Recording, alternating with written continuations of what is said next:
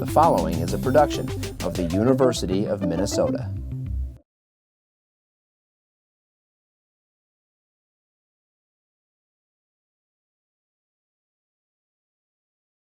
So, hi, you have this remarkably long historical perspective. What do you think of the current status of shared governance now that we have just faculty, not just faculty, but professional academic and civil service and students in the Senate? Well, obviously what we have done is we've expanded the membership of the Senate to include all the participants in university activity. So we have, in fact, created a system of shared governance where it isn't only the faculty, but the students, the professional staff, and the civil servants. They're all involved, which I think is a very good thing. Now, I remember the first kind of Senate committee I was involved in had a hand in probably opening up this process. It was the Senate Committee on Student Affairs that I was appointed to in, well, probably 1965 or 66, something like that.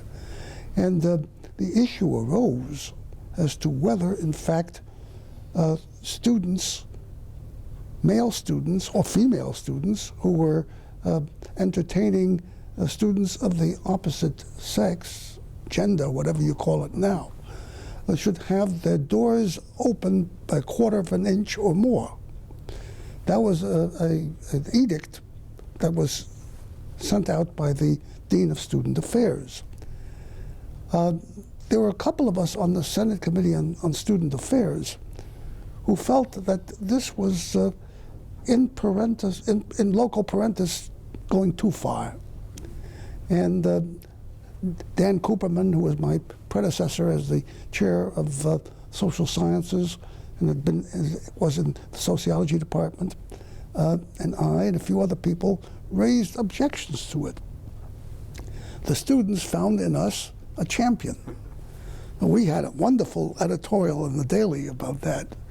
But in the final analysis, we rejected the dean's recommendation and sent it to the Senate, and the Senate overwhelmingly approved it.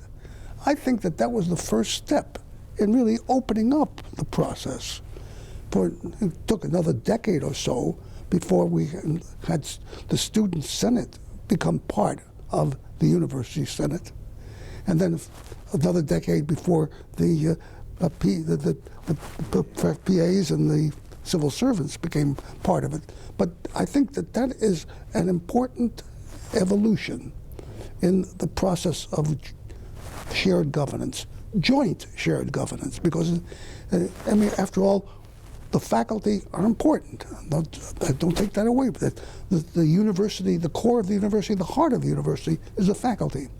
But the students and the professional staff and the civil servants are an integral part of the university as well, and they should and are an integral part of the shared governance process.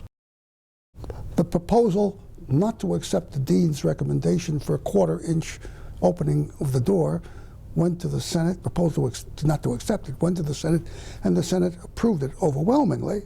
There was some dispute and delay, but this was the beginning of the end of in loco parentis at the university and the opening up of the process, which eventually led to the acceptance of students as an integral part of the university faculty, the university Senate structure, and of course expanding it to the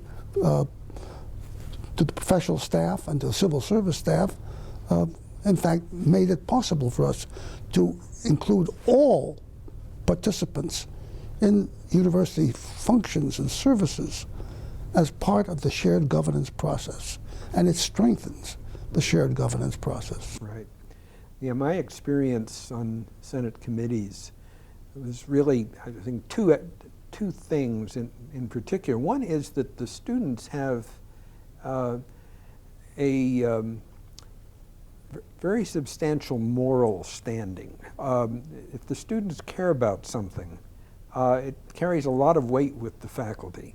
And I think faculty often don't realize that. But students, even if they are not part of the official governance structure, and of course it's good that they are, can really have more influence than they sometimes realize. The other thing is that the P&A and civil service people really bring a lot to the table. They're knowledgeable, they're competent, they're every bit as devoted to the university as the faculty are.